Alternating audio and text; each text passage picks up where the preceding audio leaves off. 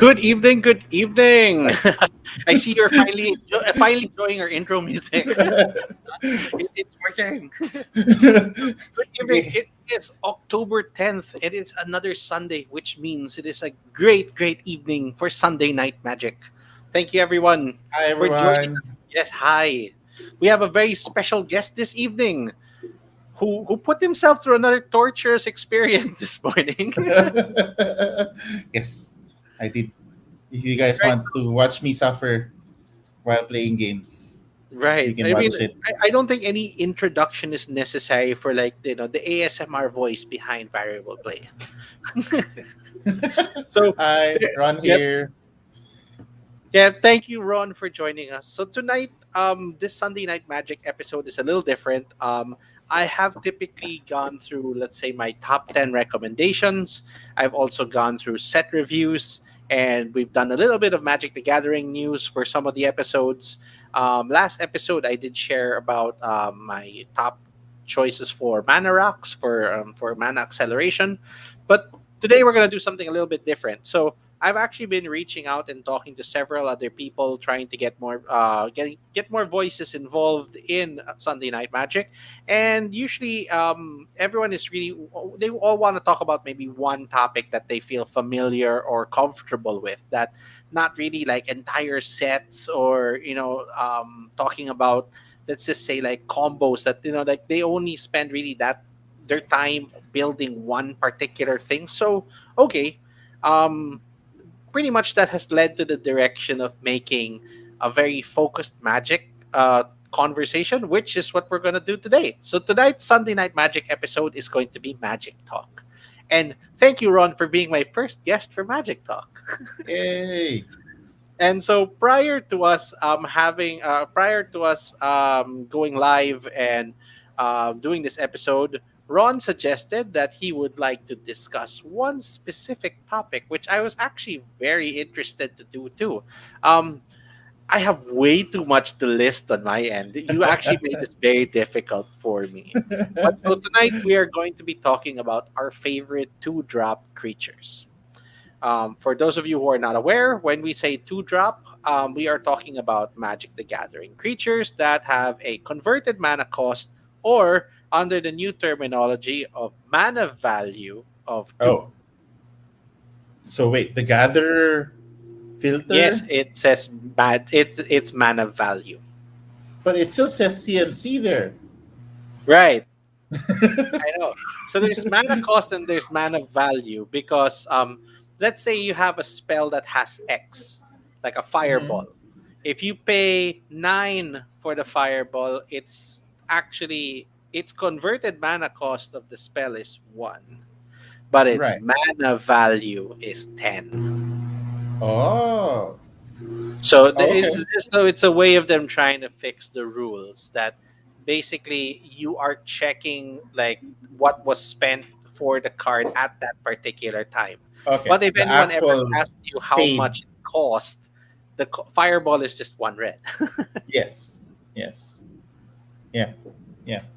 Which is why when I was checking the gatherer for our list, there were two drops that had an X on it. I'm like, why is that included? Well, Well, yeah, yeah. technically you can pay 0. Yes, exactly. Then I realized, okay, it will fit it in.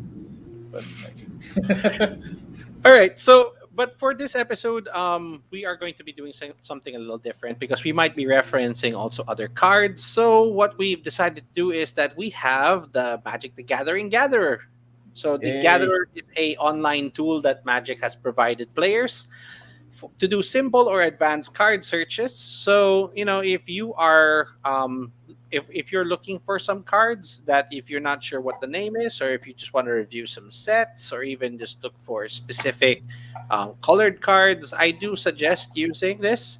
I use other tools that are specific, let's say, for finding artwork or also for um, pricing, but this is really specific about the contents of the cards since it's directly from Wizards of the Coast. So let's get started. For anyone that may be watching, also going to be checking through the comments. That if you guys have anything that you'd like to share, your favorite two-drop creatures, or if you have any suggestions for maybe better versions of what we're going to be showing today, by all means. I mean, we'll get your comments as they show up.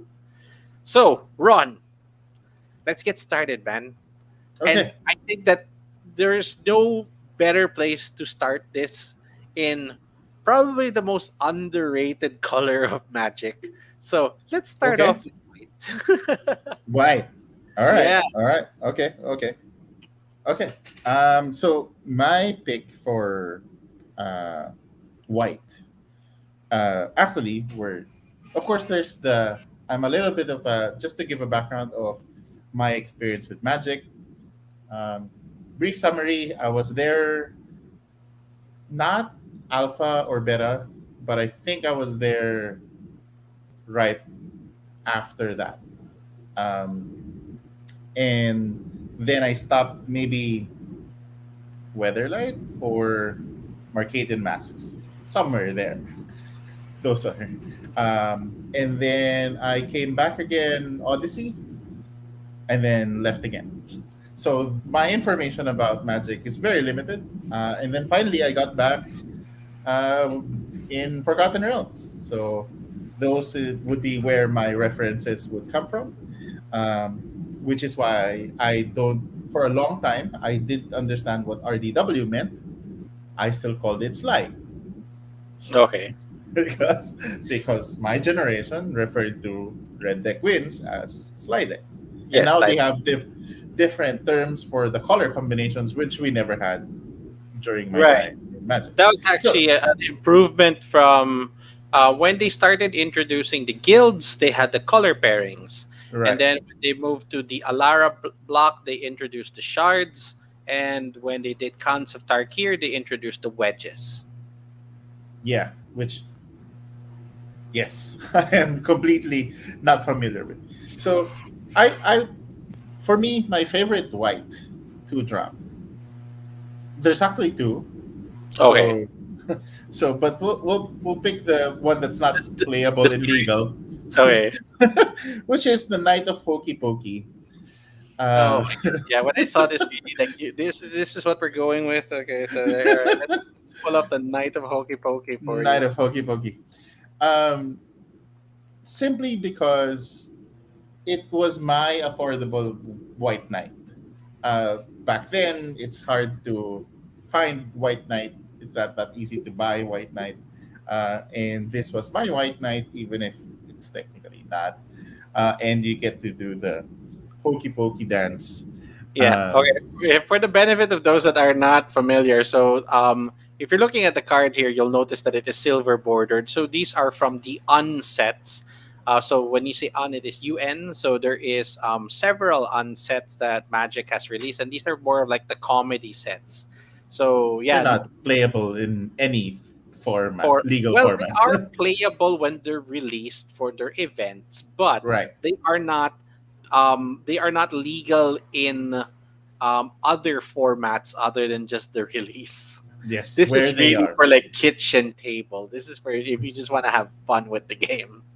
Yeah, so it's a first strike, and whenever it receives damage, just do the hokey pokey, pay $2, and all the damage is cancelled. Perfect. But he's This first is strike. a ridiculous choice, but yes, when I saw this before, just like really, that's all you have to do. Yeah. Well, I think it was just more of like people wanted the excuse to do the hokey pokey. The The one other thing one, the one thing I ah, find interesting here is that it's only damage prevention. Like White Knight is a 2 to cast 2 first strike, protection from black. Which means yes, that if your opponent is playing black, they cannot block they the can't knight. even target it. Correct. Yeah, but this one for And the Knight of Hokey Pokey, that they actually can be blocked, but they just can't do anything about the damage. yes, and it can still be targeted by terror or stuff like that. Right. Um, and you still have to pay. So I think they really just wanted an excuse to do the hokey pokey, and for that, it's one of my favorites. But um, a little bit more modern. I actually just encountered this. I think in in Theo's deck, I think. The Grand Abolisher. Yes, it's amazing. Yes, so actually, I was considering this card, and since you did go with it, I decided to opt for a different creature. This is actually a very, very powerful creature. Yeah. Considering that it has such great defensive properties. Yeah, so it's a 2 drop. On your turn, your opponents can cast spells, activate abilities, artifacts, creatures, or enchantments. And for a 2 drop, it's such a combo stopper. And basically, I remember when I saw people playing this, it's like when it's their turn, you just shut up because it's their turn. And Yes, for white, I still remember Crusades and all of the other stacking, +1/+1. anthem effects. Yes, the anthem effects. And in the game that I play, also World of Warcraft, we call it the Grand Crusader. It was also a lot of 2 drops. So this is very reminiscent to me when I played that. And like, no counter spells. I just play my turn. Right. Perfect. Yes.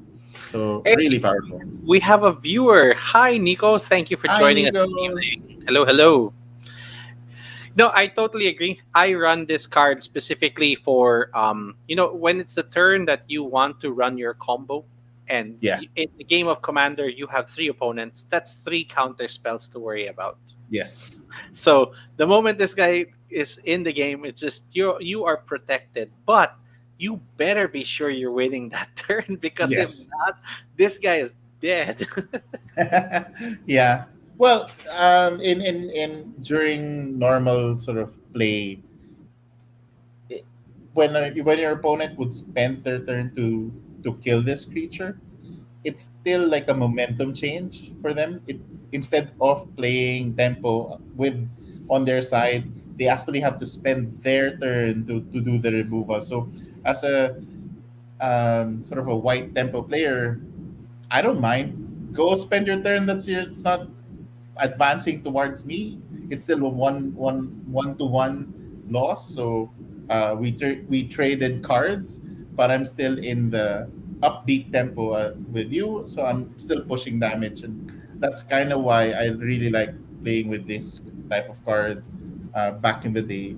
Mainly because of that, like it really draws your opponent's uh, creature control because it will annoy them a lot. Right, right. It basically is a magnet for removal spells, and at Yes. the same time also kind of brings up a lot of, maybe I'm going to say, paranoia in your opponents, that like, why don't you want us to react during your turn? So Oh, here Nico, we go. Yep, so this was actually a pretty good build. Thank you, Nico, for bringing this up. Yeah, Boros Human. Human have a lot yes. of different decks that I used to also play. Black White Humans, which was also known as Death and Taxes.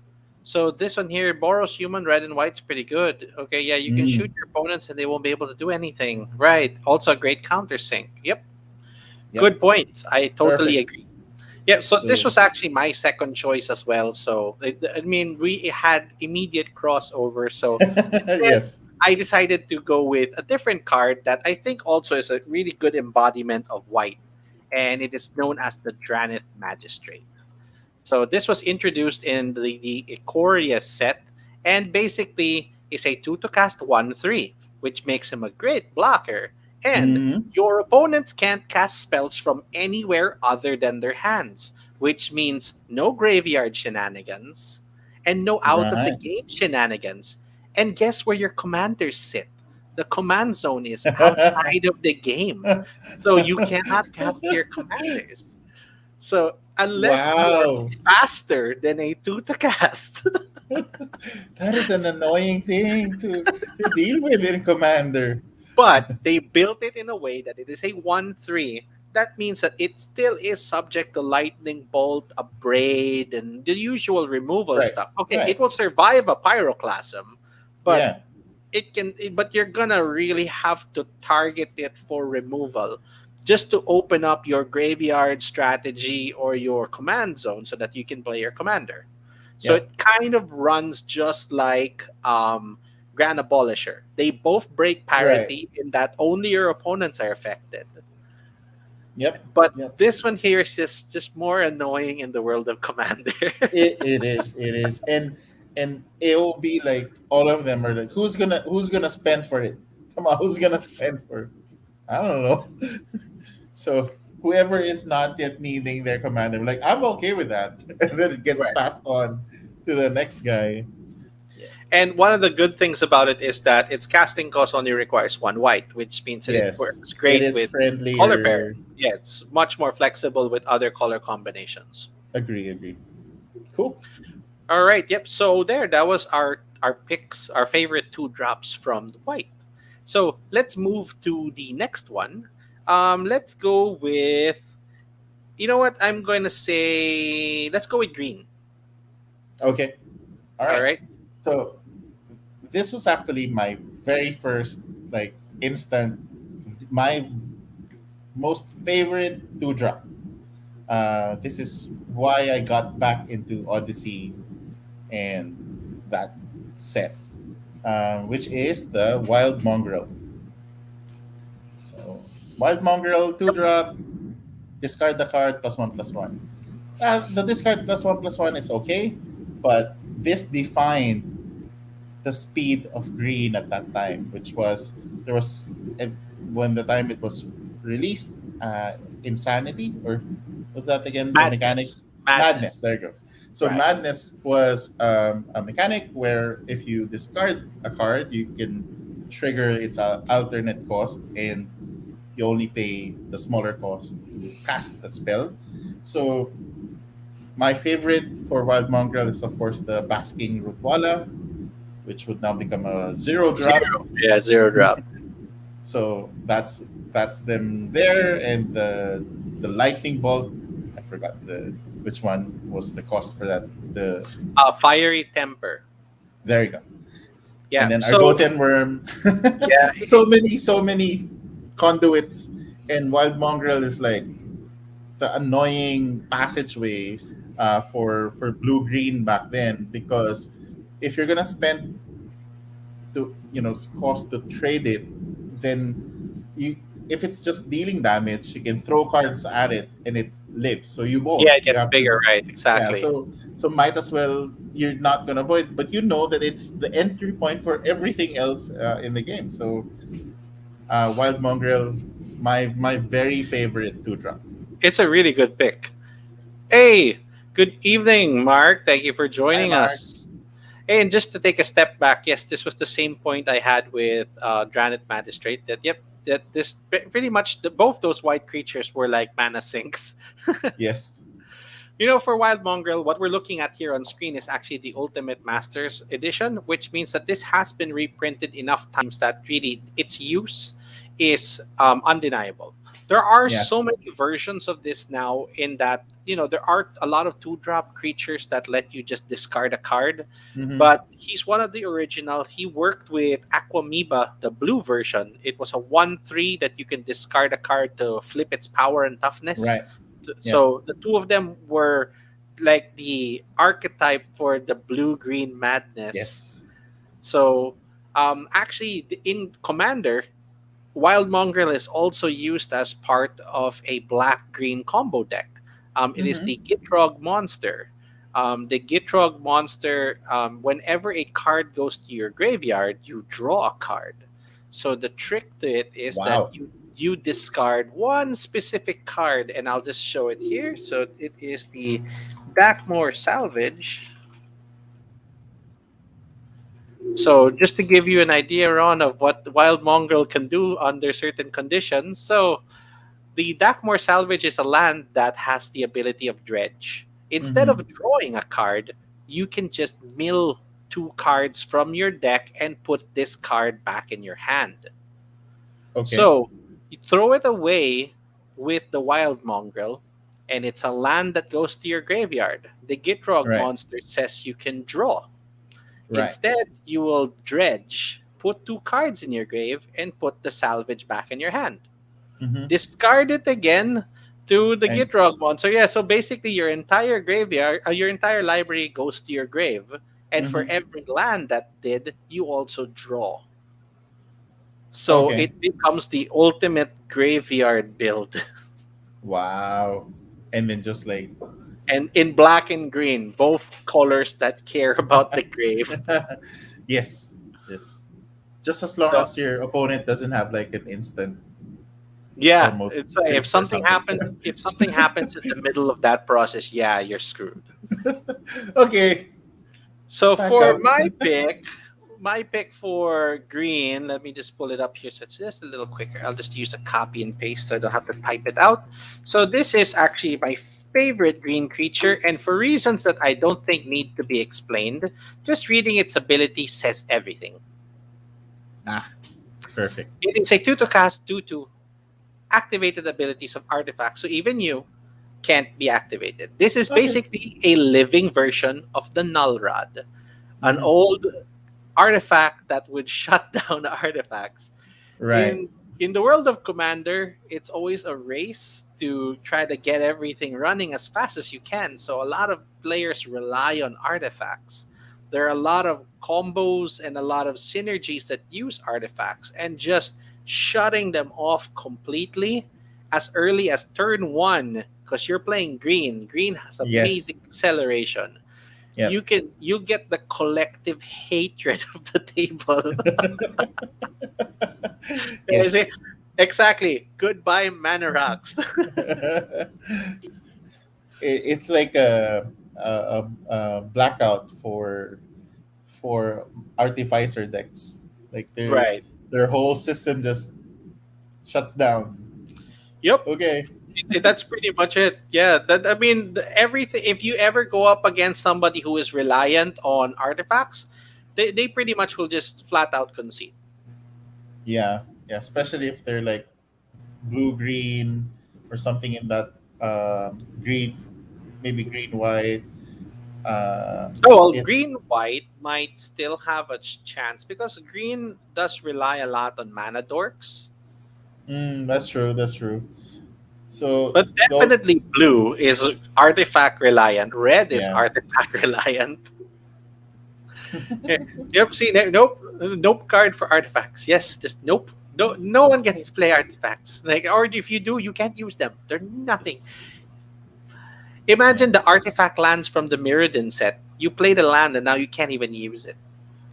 Uh, this would be annoying to like the OG players where like they rely on IC manipulator to annoy Yes. the Hmm. players, and you drop this, and the guy with the IC manip is going.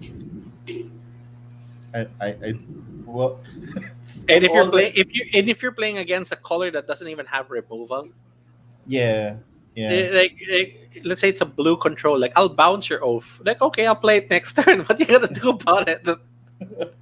Yeah, it I when I played back in college, my opponents had like complete set of moxes and Oh, this would normally make them cry.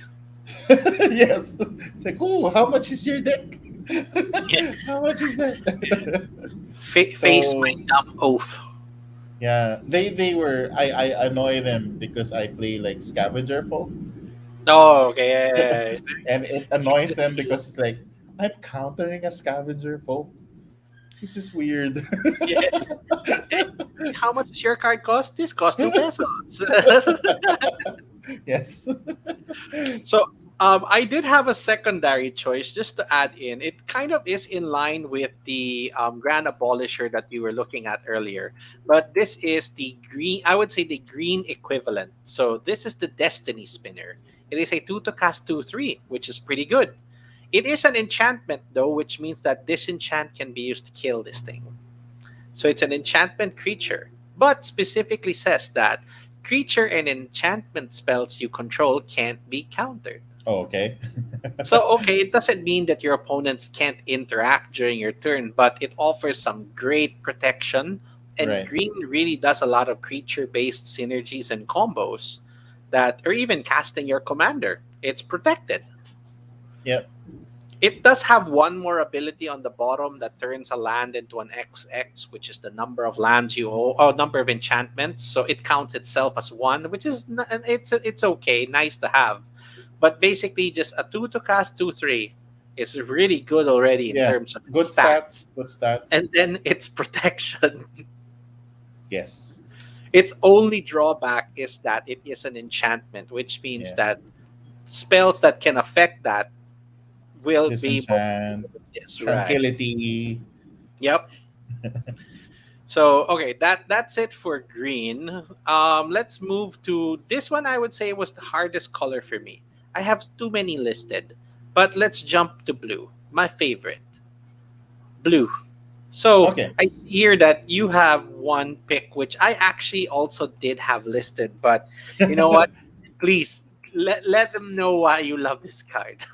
So for blue, this is a Snapcaster Mage, right? Yep, it is the Snapcaster. So um, I personally wasn't able to play it because I couldn't afford a copy.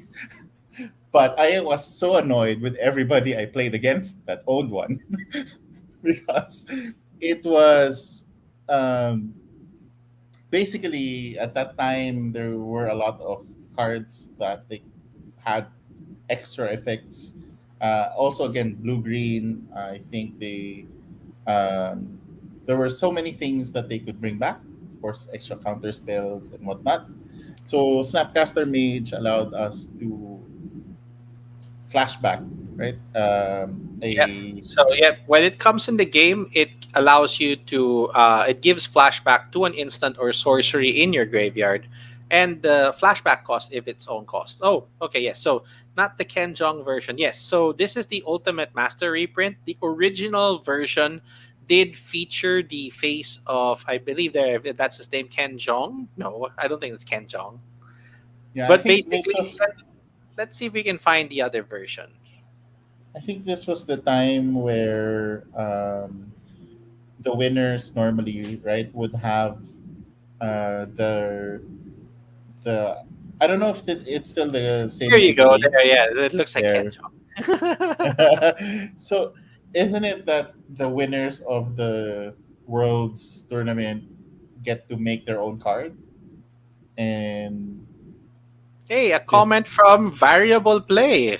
whoever Hi, this is. Variable Play. Thank you for joining us this evening.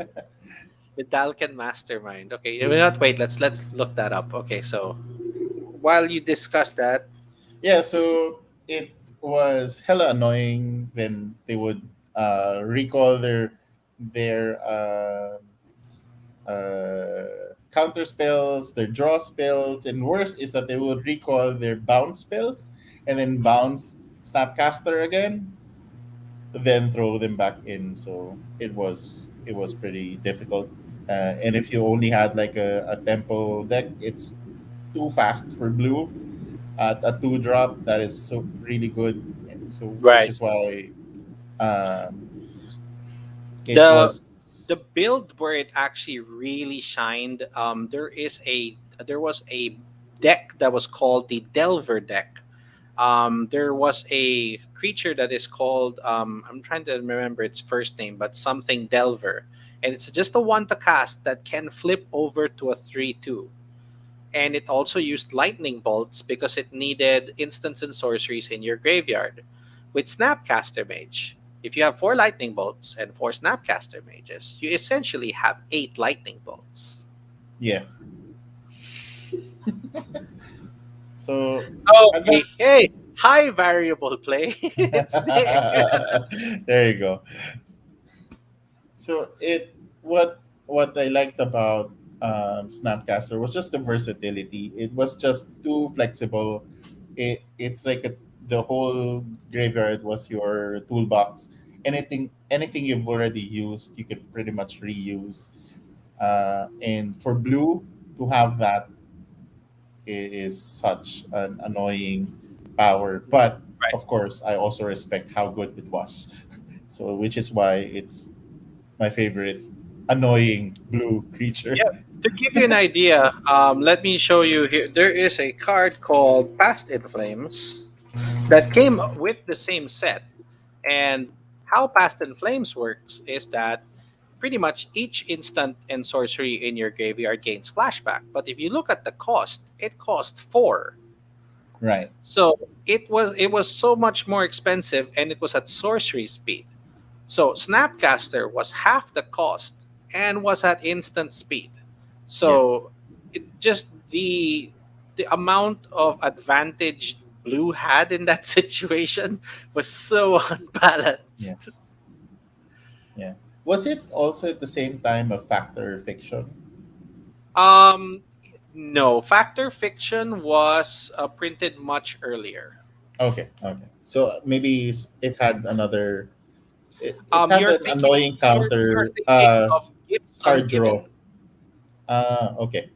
Yeah, Gifts Ungiven. It's also banned in Commander because of just it. Basically, you look for 4 cards, and your opponent will like choose one or two, then it goes to you, and then the others go to your graveyard. Yeah. So like if you intentionally want these cards like in your grave, they can't do anything about it. Yep. Yep. Yeah. So, and again, the recycle and reuse just too powerful, Oh, too here we flexible. go. Thank you very much, Nico. The Delver of Secrets there. Yep. So there was a red blue Delver deck that used 4 Delver of Secrets, 4 Snapcasters, and a whole lot of lightning bolts and counters. Yes. I know, Nico. This is Yeah. why I hate it. I can't afford it. It was so expensive at that time. And all you can do, looking at your deck, you're going like, right, you're gonna win. No, well, I agree. When I was playing standard at that time, I actually was only I was running 2 Snapcasters, and only because I couldn't afford a third or a fourth. So Yes, so there you wait, go. I want to touch this Oh, it was card your here. blue. No, so actually it works perfectly with this example here. So the Vidalcan Mastermind that Nico shared is, so it's 2 to cast 1/2, and it returns target permanent you control. So it allows you to reuse certain permanents if you can pay for it. Right. So it fits right in with my suggestion. So my blue favorite 2 drop is called Taza's Oracle. So this is beyond busted because this introduces it's very wordy, but just to break this down for you, it is a 2 to cast 1/3. It uses the ability that is known as devotion. It counts how many blue mana symbols you have when it comes in. If it is less than or equal to the number of cards in your library, you win. Oh, okay. So, if you can manage to self mill or remove your entire library with like a single card like Demonic Consultation and play the Oracle, it has 2 blue in its casting cost. So, if your library is 2 cards or less, you flat out win. So, this is actually used as a 2 card combo with Demonic Consultation and also Hmm. another card called Tainted Pact that basically just lets you remove your library from the game. Okay. To give you just a quick version of that, there is a card called the Leveler that was introduced in the Mirrodin set. So, it is a 5 to cast 10/10 that says you remove your library from the game. I remember All right. this. Now, if you have no library, obviously, if you're going to draw a card, you're dead. Right. But the Oracle says that once it comes in the game, okay, the last line of this thing here is that, sorry, if your devotion, okay, is X, if X is greater than or equal to the number of cards in your library, you win the game.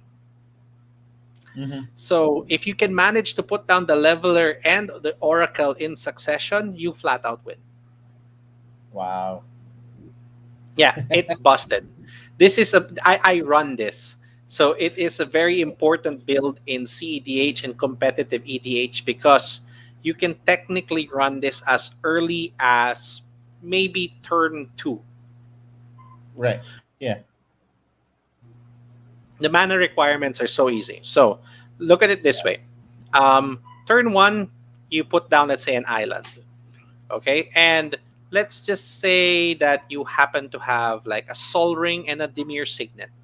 which Yep. means on your next turn you are already producing 2 blue and a black. So Yeah. that's already enough for the Oracle combo, and you even have Yeah. space for counter protection and everything else that you need. So now imagine if you messed up.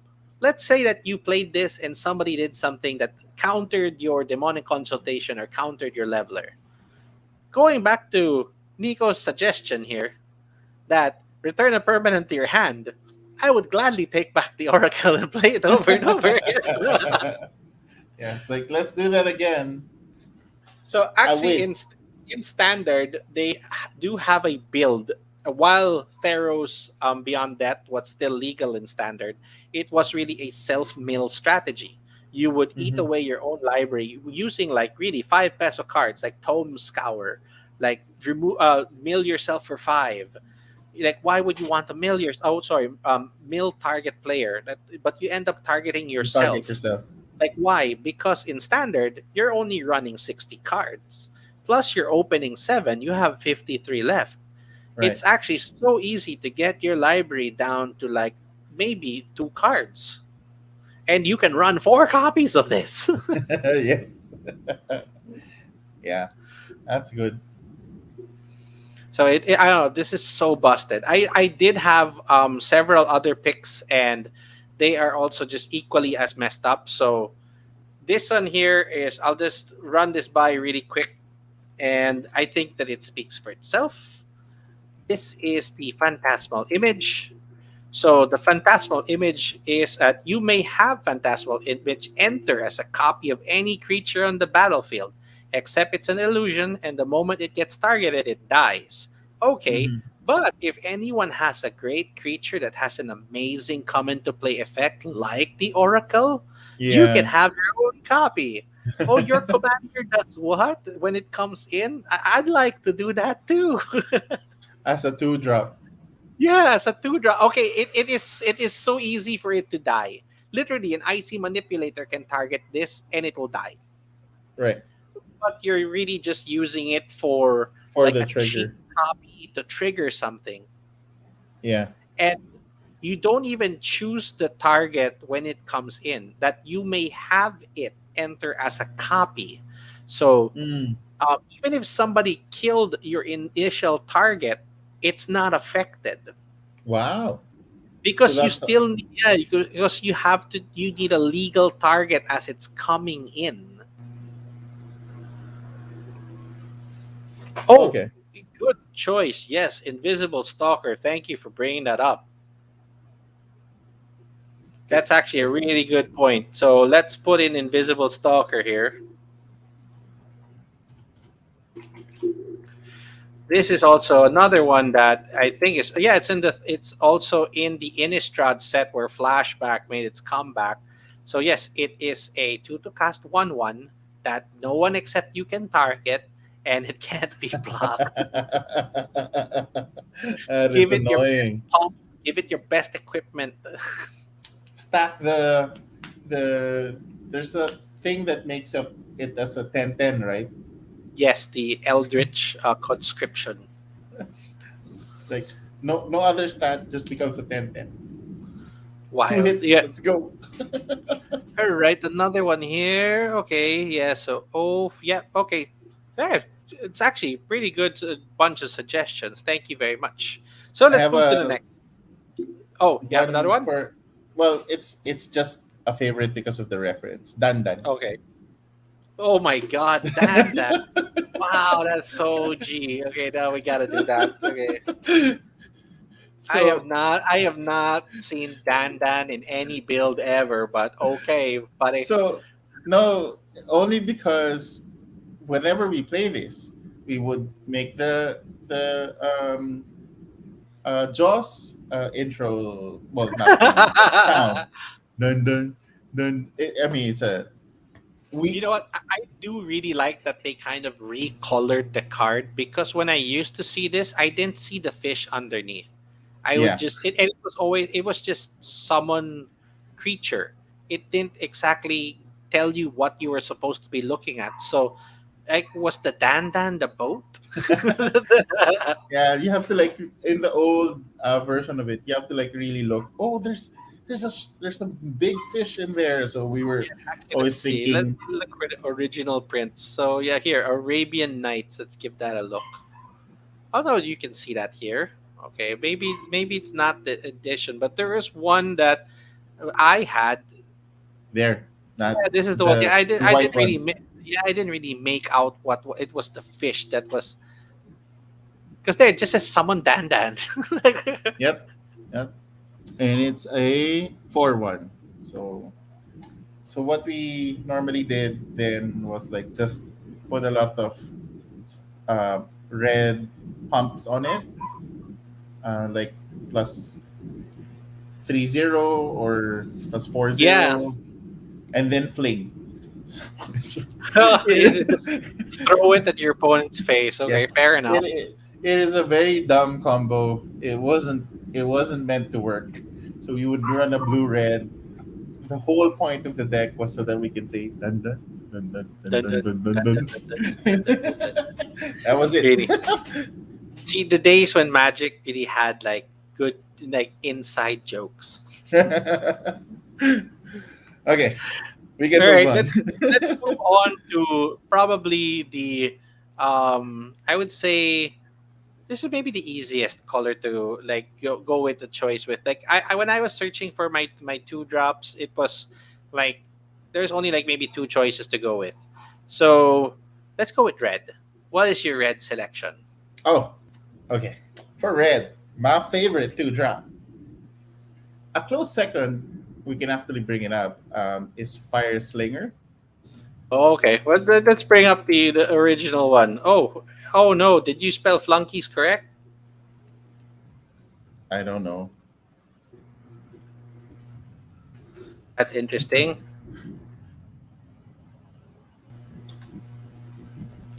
What? That can't Goblin be right. Flunkies is no longer in the database. That can't What? be right. Goblin Flunkies. No, no, no. I got it. Mog Flunkies.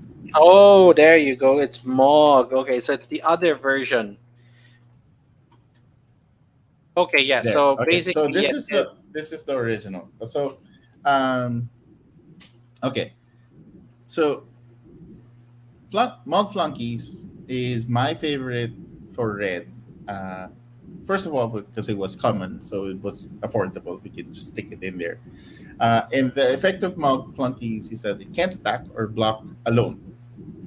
Right? So it has to always be with somebody. The funny part is that if there's two of them, they can already support each other. But they basically Exactly. need, they need encouragement. So, but you will always have encouragement. You always have other goblins in front of you that will be attacking with you. So no problem. So at the 2-drop 3/3, this was fantastic. It was like, yes, I definitely would be able to attack with this. And even if they manage to kill whatever 1-drop you played the first turn, the third turn will be a ball lightning anyway. So it's still gonna attack and hit your opponent. So I love mob flunkies. The more tactical version of me, well, not me, but my friends who played Red Deck Wins back in the day, they would run in this slot the Fire Slinger.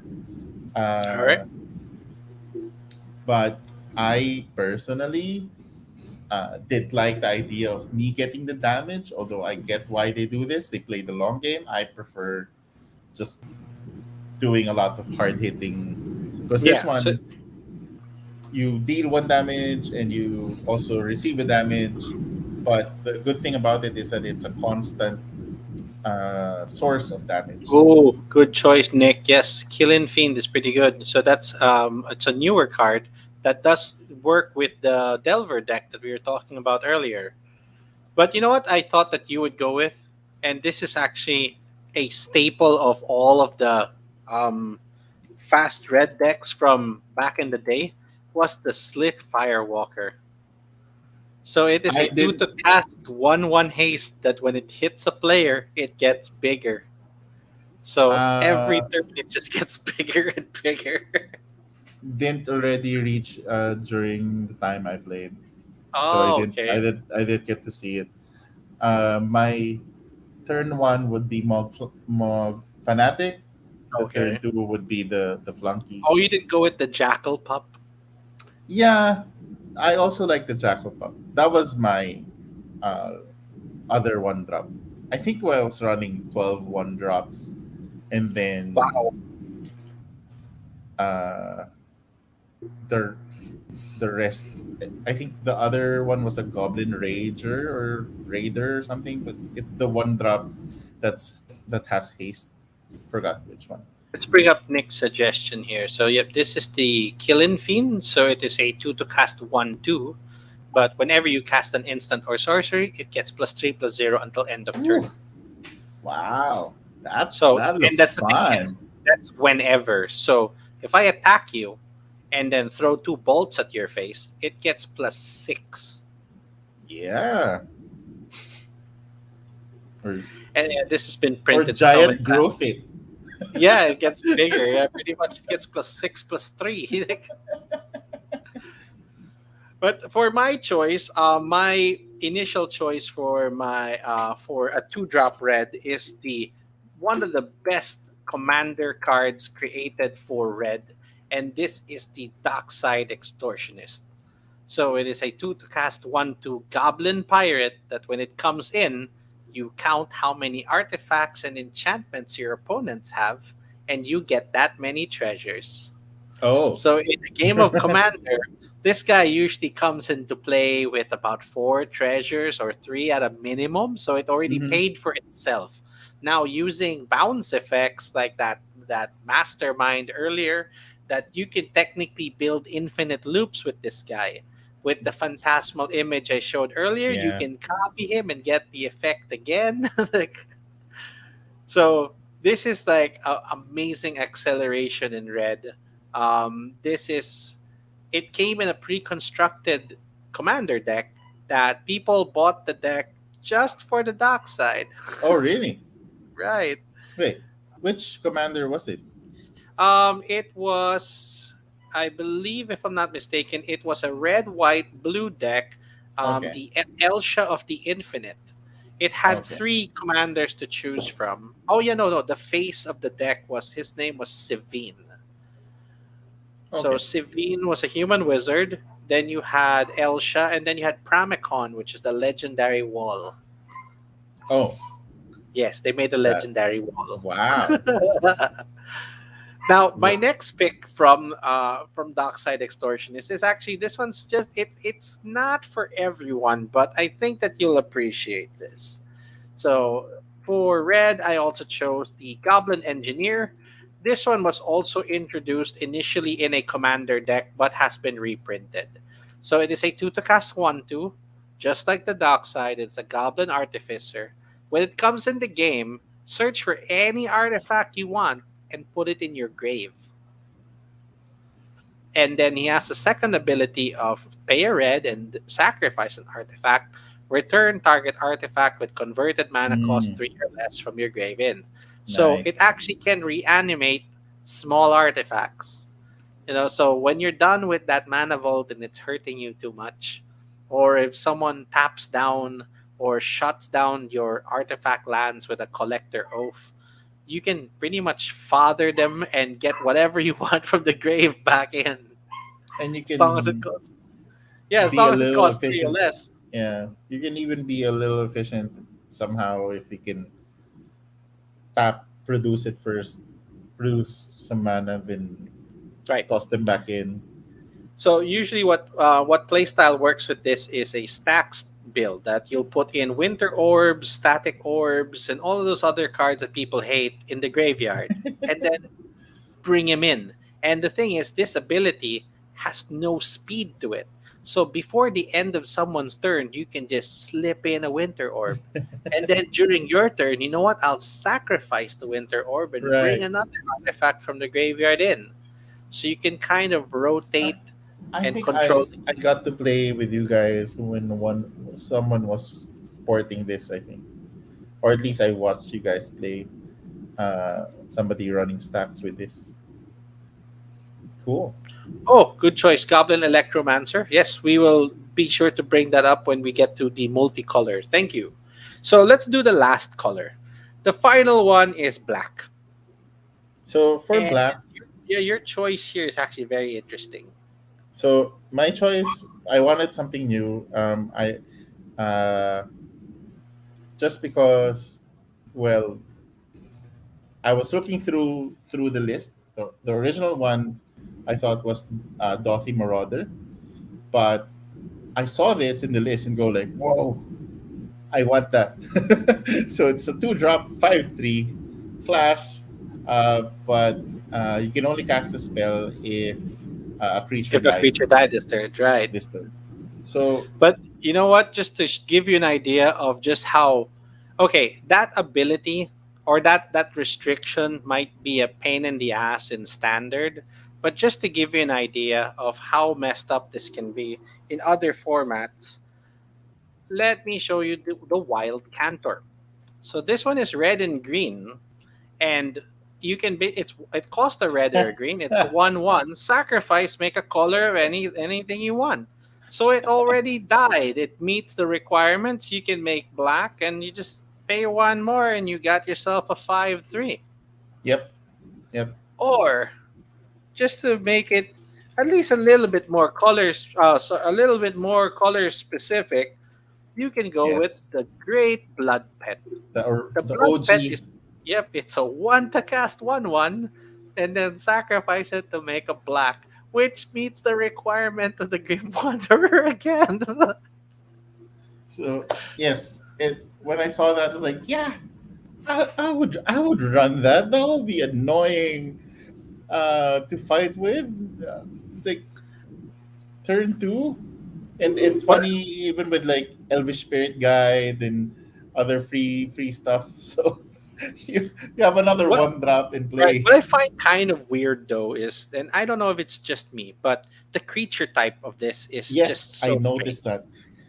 I It love that they're finally making warlocks because they've only introduced warlocks since the Eldraine set. So they finally embraced the creature type of warlock. But why is this a goblin? Yeah, and I can't see any goblin feature with this. I don't understand it. So And a he's 5/3 tall. at that. That's a big ass goblin. He's a, and he's standing like a human. So I don't know if this is just like a mistype or something. But what is the? He doesn't even sound like a goblin. Yeah, I know. Like the flavor text doesn't even necessarily fit it in. But you know what's interesting here is that he also has flash, which means that Yes, this can happen at instant speed. yes. That's why I'm gonna. If I play this, it's basically during my opponent's turn after I've milked that attack from the blood pet. End of their turn, I'm gonna drop him in. I Perfect. actually find that kind of in terms of flavor, it's hilarious because that it a tragic backstory, which means Yes. that oh, when something died and like like oh, I lost my creature, and then all of a sudden it's like vengeance, it just shows up immediately. He's just lightnings in and I mean, oh I get it, dagger. mechanically that you want to play it the turn that something died. There's actually an ability in Magic that exists, which is called Morbid, that Mhm. something will happen if a creature died that turn. But the way that this guy is written is that you can only cast them when a creature dies. Right. So, like, And the cool thing with it is that it's not necessarily that. I mean, if your opponent lost a creature or in yeah, Commander when they're exactly. fighting, it's like, That's oh, actually it, where it gets much better. The fact that it doesn't even care whose creature died. yes. So if two of your opponents in a commander game are in combat and just so happen to lose a creature, like capitalize. By the way, just Okay, dropping this here. we have another one here, Rav Rats. Yes, so Ravenous Rats. Thank you. Good suggestion. Yes. Another interesting one. Is this the Um, unlimited rat? no, no, no. This is the one that makes you discard when it comes in. So Oh. this is actually pretty good in like standard Magic. In Commander, it's weak because you only target one opponent. Mhm. But in I think if you're playing mono black in a one-on-one game, having Oh four yeah, ravenous rats just eating away at your opponent's hand is pretty good. yeah, and put it on a classic with a hypnotic scepter in there with turn two Yeah, hit around. It's exactly. over. Just mind twist you. Turn one duress. It's- So for me, my choice for black was actually very simple. This is another, just like the Snapcaster Mage, another tournament champion card. So this here is the Dark Confidant. Let's Ooh. choose the specific original art. So from the Ravnica set, this here there another tournament There. champion Yes. featured And on art. now I recognize him. So the Dark Confidant is a 2 to cast 2/1. And his ability is at the start of your turn, you're going to show the top card of your library, and you pretty much lose life equal to its cost. Like, why would you like to lose life? Who would ever want to do this to themselves? You haven't drawn a card yet, and this goes to your hand. You are essentially drawing two cards a turn. And if it's a land, you don't pay any life. It costs zero. Mm-hmm. So it's a really good way of just building up hand advantage against your opponent. I mean, Yeah. having a 2/1, it's very squishy. It can die. You don't want to block, you don't want to attack with this, but you know what? What it makes up for in life loss you get in cards, and if you're Right. playing in standard that's 60 cards, two cards a turn is a really really big uptick against your opponent. There are enchantment versions of this and even alternate versions that have come out in later sets, but this is the cheapest casting cost at 2 CMC. So this guy has been reprinted and still has maintained its cost over around $30. And there's a reason why. Wow. Yeah. I believe it was around 38. And there, what we were looking at a while ago, it actually warranted a nice full art treatment. So Mm-hmm. okay, now this is still the normal one, the double master version. Where's that there?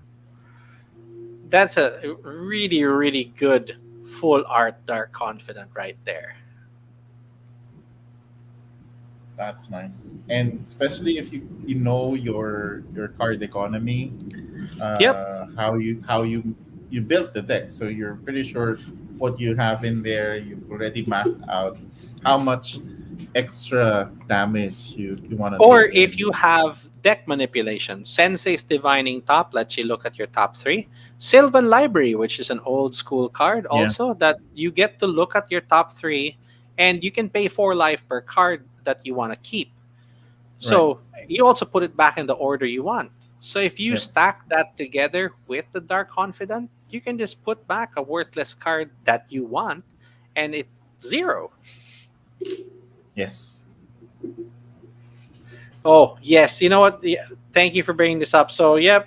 Okay, Nick brings up Black Cat and then followed by. So, yes, we are seeing the pattern, sir, of you replaying your creatures over and over again. So, pretty Right. much you are playing ETB. And you know what? I didn't bring it up. I didn't make it for my 2 drop, but there is a card which is a perfect counter to that build. Okay, another one. Let's see. Yep, Dark Confidant. Yes, the original artwork was a winner of the world's Grand The Prix, I believe. world's Yeah, I don't remember his name, but yes, it was designed with the winner. Most of these cards, like Snapcaster, they were designed with the winner. Yep. Actually, for my multicolor card, also it is another one that was designed with a winner. Same with me. So one last black card that I wanted to bring up also, which I really think should be mentioned. It's a little bit complicated to explain. It is a fairly new card, but for those of you that are old school players, along with new school, you will see where this card really fits in. And this Ooh. is the Doughty Voidwalker. So basically, it is a 2 to cast 3/2 and Shadow, which means it's already better than the Marauder. because it's a Yes. 32. Now, if a card would be put into an opponent's graveyard from anywhere, exile it instead with a void counter, which means that it is pure graveyard hate for your opponents with no Mm-hmm. drawback. And then you can sacrifice the Void Walker and choose any of your opponent's cards that were exiled, and you're allowed to cast that spell without paying its cost. What? That is So mean. if you time or chance upon like their biggest spell, let's say time stretch, which costs 10 and makes you take 2 turns, if you took it with the Void Walker, it costs 0. You just sacrifice the Walker.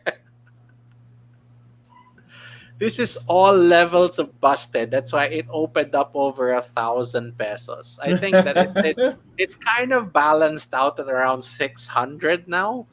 But Wow. pair this up with a wheel. Everything that people discard, they're never gonna see again. Yeah. The only thing that kind of makes this card tricky is that its ability says choose a card an opponent owns with a void counter.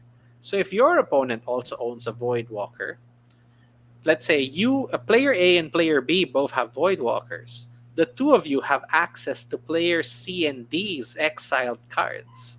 Yes. It's not And you're personalized. Yeah, and then vice versa, right? yes. That's good So, enough. but you As a know what? two drop, three two Yeah, and two, for just it being pure unblockable. like who sports shadow, right? It's the No same one. thing. It's always Void Walker versus Void Walker. I've been in Yeah. that situation so many times, and it's not worth losing the guy. Yeah. All right, so that takes care of the five base colors. Let's quickly just. I have only really one recommendation in terms of artifact. Okay. So Mine yeah, let me mine is prepare mine, but let's the pull up yours. Yeah, here we go. Ornithopter of Paradise. This one's so strange. I know this is a new one too. So when I saw when I saw the list, you're like, oh really? Well, because I always wanted to own Birds of Paradise, Right. and and then I saw this and go like, there's an artifact version of that. Um, Yeah, this is from Modern Horizons too. So this just came out within this year. so I was like, yeah, I think I'd like that. It's a Thopter. It's 02, so it's a little bit sturdy. Not that sturdy, but it's sturdy enough. Flying. So The that's only what. thing that gets to me here is that an ornithopter costs 0, and it is a 0-2 flying.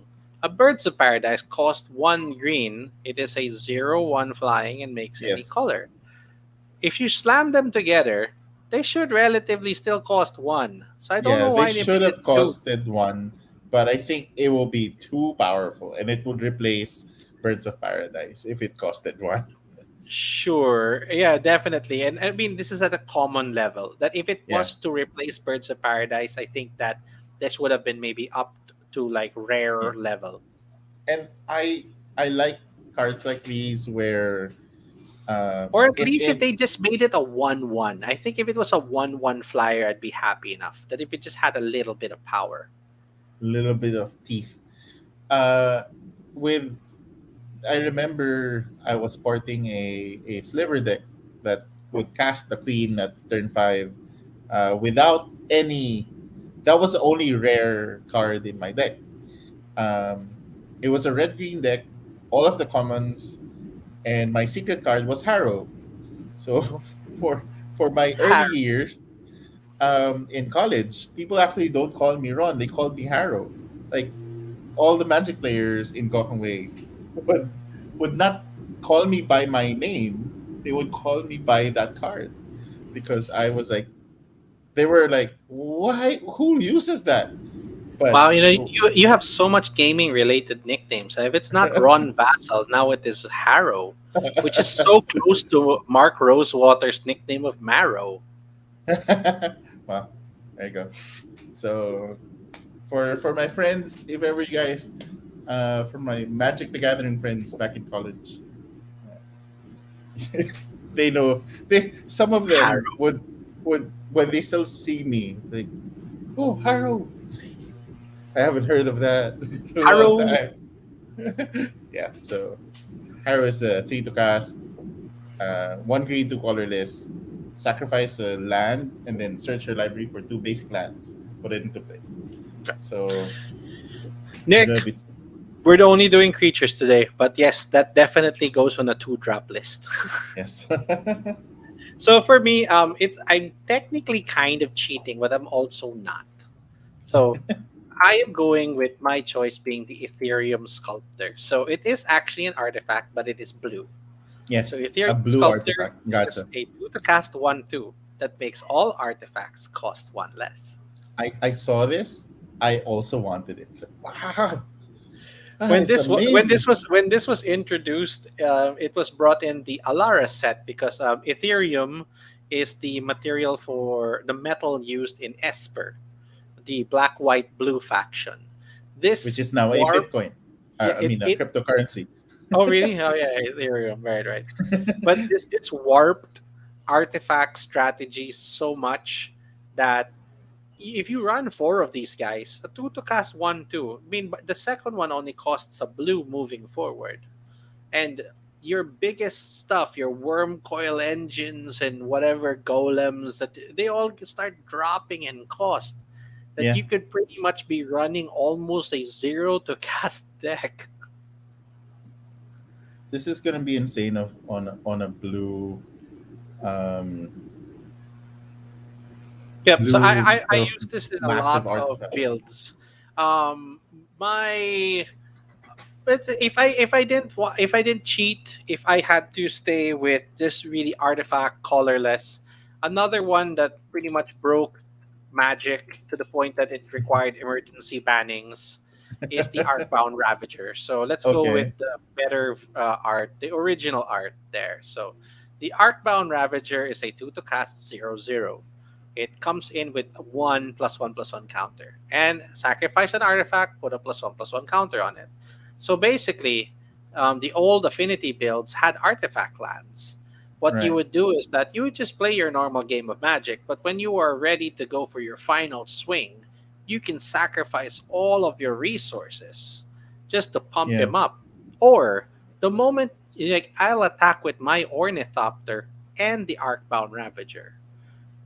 If the Ornithopter goes through, I'll sacrifice every artifact I have, including the Ravager, and modular all of the tokens over to the right. Ornithopter. So it was a strategy that paired with artifact lands, affinity, and disciple of the vault, which every time an artifact would die, an opponent would lose a life. You could take people out as fast as turn 3 and called for an emergency banning. Like they did not they messed up with Mirrodin, um and the power levels were just game warping, and this is Yes, one of the creatures that carried that torch. agree, so agree. so okay, artifacts done. Our final one, since we've kind of hit over the hour mark, so let's go ahead and touch multicolor. So let's pull up what you chose. So And actually, my yeah, favorite this is two another drop, crossover, and yeah, I totally agree. absolutely, just the fun of this. Whenever you play, and especially like you're in a tournament level or in casual play, um, and can you bring up the original Oh artwork? yeah, So the tournament champion version, right, yes, right, of the very course. first one. Yeah, Yes. there you So go. there you go. Meddling Mage comes into play. Choose a name a non-land Name a card. non-land card. That card can't be played. Can't be played. So every time you play him, and it's always going to be like, because you can't. Well, technically in tournaments you could actually see their deck list, right? Or it works great for game 2. You can sideboard them in. The moment you know what Yes. your opponent's playing, usually what people will do is that they'll run maybe 2 meddling mages in their deck. And then come game 2, there's 4 of them. Yeah. Yeah. Yeah. And also Yeah. a lot of clone effects. like the phantasmal image. Just like I And want to name every card you have. you know what's great about this? He ain't a legend.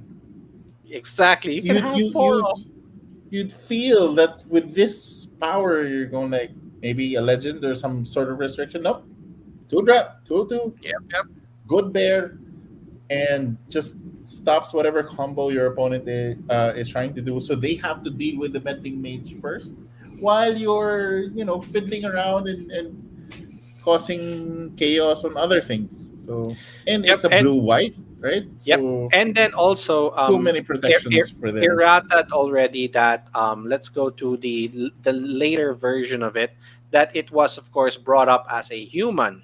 So in human tribal and the white anthem effects, or that white human protection, it actually got a lot better and more Wow. efficient. Yeah. Nice. Yes. Yes. It perfect. I actually used to run this with flicker effects Mm. and bounce effects, because the moment someone would try to deal with something like, oh, you have swords to plowshare, I will bounce it to my hand, and now I will call swords to plowshare. Like, now that I know what you're running. Yeah. Of course, in Commander, not that Now, great because you can this only name one card. right. What you would usually run this in, if you did have it in a commander game, is that you're trying to find a card that is in all players' decks. Right. So if you happen to be in a full blue player pod, fine, name Force of Will. Like, you know, name something you're guaranteed. But you know what? It's like it's so rare to really be in a four-player game that everyone is running the same colors. Yeah, but I think it is still something, especially if it's like their combo turn, right before they're just waiting for that one card, and you're very familiar with the meta. This is gonna be annoying. Like, your opponent would not be expecting this to drop in front of them. It's like, wait, Yes. what? What did you just say? It's like, yeah, So it's a really it's good there. pick. I mean, I had it as my secondary pick. So I kind of shifted more towards Commander for my choice. So while I wanted Meddling Mage 2, what I chose instead was, I think, one of the best two-drop multicolor creatures. And, oh, wait, did I spell that wrong? I think it is a U. Is it? Maybe just Uh, search for let's, Triton hero. let's, there you go. Gracias. Where are you? There you. Oh, okay. So it is Triton. Okay, so I didn't spell that right. All right. So this is Thrashes. Let's go with the easier to read version. There you go. So he is a two-drop. He is a 1/3 Merfolk wizard, and he has a mana ability, a mana sink. It costs 4 to let you look at the top card of your deck. You can keep it there or put it underneath, and then you're going to reveal that card. If it's a land, it goes into play tapped. Otherwise, you draw it. So he is a commander. He can sit in your command Wow. zone and is a living mana sink. If you have any amount mana to spare, you can just give it to him and essentially draw cards. And what makes him absolutely busted is his second ability called Partner, which Mhm. means that you can pair him with another commander that has Partner, which means that you can get up to a four-color deck, which is what I typically run. So you get like the best toolbox of every color. I mean, in any other format like what you're used to, that you can slip in any color you want. There's no restriction to that. Right. Like you can be running a blue green madness deck and just suddenly have fiery temper in there. Like what? Yeah, Yeah, I just wanted to.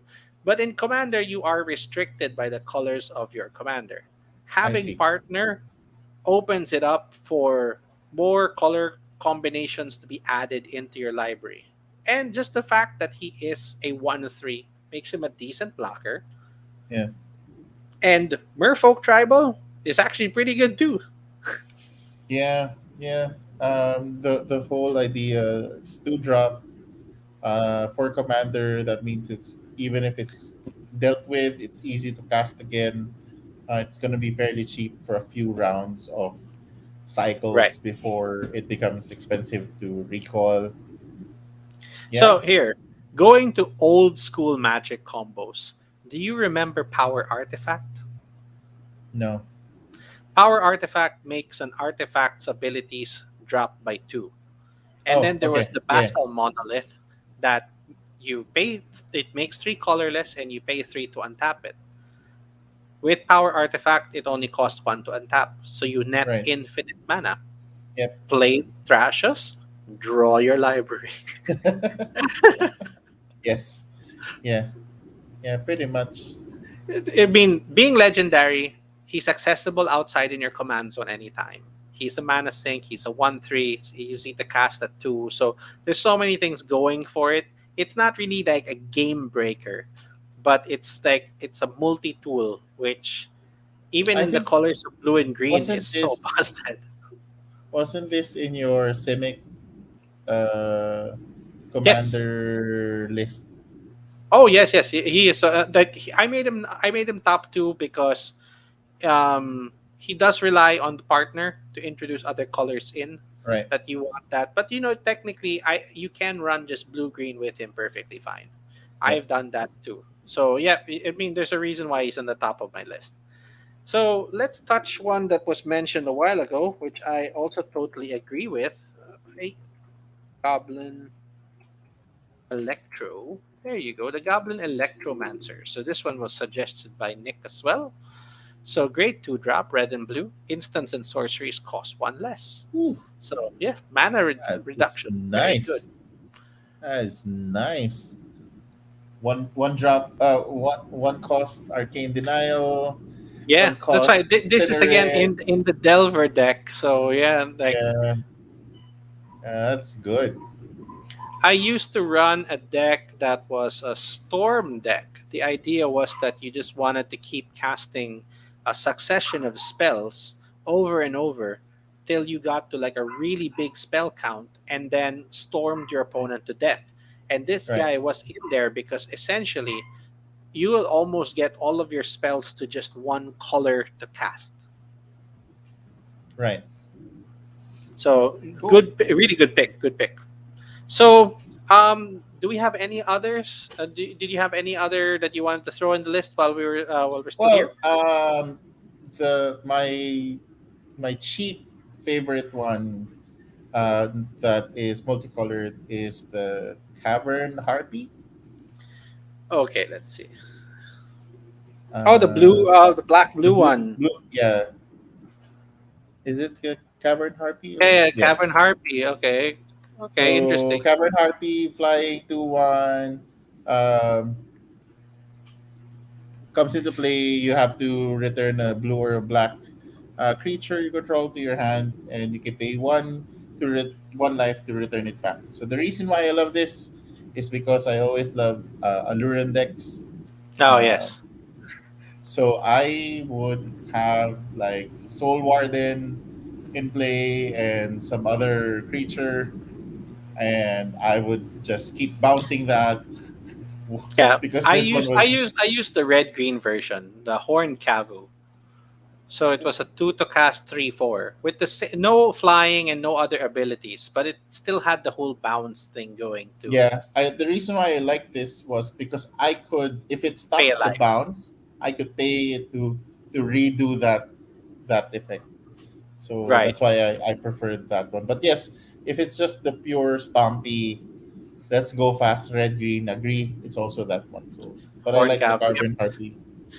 My short list that didn't make it here was the Corpse Knight.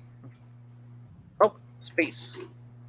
There. So my short list was Corpse Knight for a 2 to cast 2/2, but actually there is a misprinted version, which I do own, which is a 2/3.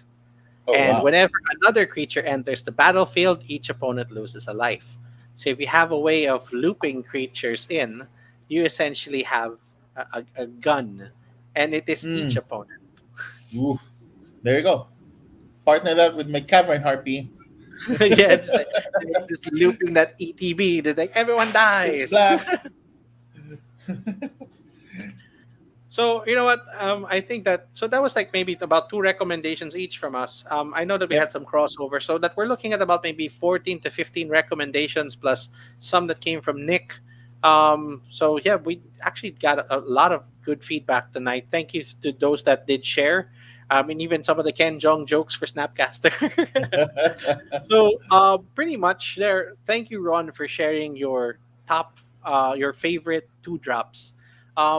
I think that I really want to explore like these topics that it's something that I think that a lot of players might find a little bit intimidating to talk about something that in terms of magic it's like I don't know all of the combos, I don't know all of the cards. Like yeah, fine, so we'll Right. narrow it down. So like okay, two cost creature. I don't even care from the oldest set. Dan made it to the episode. There you go. See, so maybe we can do like instant uh, favorite Yeah, counter I spells. did do a list for my favorite removal spells, but yeah, I mean, using CMC, using mana cost does kind of narrow down the list to make some pretty good choices. Like, I actually, I was happy to make a one drop list. Like, I had immediate answers. If Oh every yeah, color, like, that's it. That's what I'm getting. That's yeah, what I'm getting. But when you yeah, said two, absolutely. like two. Yeah. I also have like my favorites for three drop. It's when you, I don't know if you experience that, but in high school, uh, I would, in the back of my notebook would always be these deck lists, Yeah, yeah. right? So four Llanowar elves. My what I for even at work that I use spiral notebooks like every time I would be taking notes at work it'd be to the next page to the next page, but underneath the back of each is like usually a shopping list. Every page Mine by would the be end of the a, day it's like buy four dispels. yeah, mine would be a deck list. I remember I made the deck list for uh, uh, Lifeline Elves, and it made it to the dojo. So I don't know if you remember the old school deck lists website where No, people, okay. yeah, so I people I used to actually. have I used to collect the Inquest magazines had a card that had deck lists in them. Yeah. So I actually I had like I think maybe four or five of them. Then I actually tried building those decks. Like they were really out of date by the time I got them Oh, built. But oh, yeah. you know, Orcish Yes. lumberjacks just aren't the same. No, no, no, no. The current date still works, but No, yeah, no. Curd Ape for a while got really strong because they built a white version of it. mhm. So there were two pretty much Curd Ape and I think it was a Loam Tiger or something like that, Loam Lion. And then they had a green creature in the middle that worked, that it cared about red and it cared about white. So you were able to build this full on army of like three threes, like, with effortlessly. Nice, nice, nice. All right. That started, I think, a build called the Zoo because it's just multiple animals. And yes, because Curd Ape was part of that. Er, Fantastic. I think So, that's what really nice with Magic is that you can zoom in to different eras, and it's a whole different story. It's a whole oh, different yes, yes, yes. experience. So, and I think that's a way to enjoy Magic. You don't have to necessarily dive in always with the latest stuff. Oh, I especially like how Commander is because you can pretty much enjoy uh, just the Commander aspect. But again, if you like the new stuff, you can also just go for sealed or you can go for draft. Those are fun formats. So I think that's the good thing about what they have built. There's everybody is welcome. There's so many spaces where you can enjoy, and yeah, for me that I'm too old already for competition, I'm glad that I can still enjoy Magic. well, In competitive on scene has really shifted towards like arena and the Mm, digital card gaming. So it's not that hard to catch up. But of course, it's not pay to win, but if you are looking to become competitive in a very short amount of time, you will probably have to spend money on cards that you right. won't even really own. They're just digital assets again. There's no NFTs or whatever involved there. I mean, there's just the cards have no resale value. But when it comes to paper magic, I mean, like what you said, like for snapcasters and stuff we're talking about, that if you can't particularly afford the cards, that's perfectly fine. Because you can always play like a format of Pauper, or you can always have conversations about power levels with your opponents. Yep. Like I used to play games with friends that they were very intimidated by the cards that some players would bring in. So it's like, could you sideboard those out with something just a little bit more balanced? like, sorry, Yes. sir, we cannot afford these cards. So can you play a different deck, maybe? Well, I found it as a challenge when I was fighting those decks that had Moxes, Balance, Wrath of God, Sarah's Angel, etc., etc.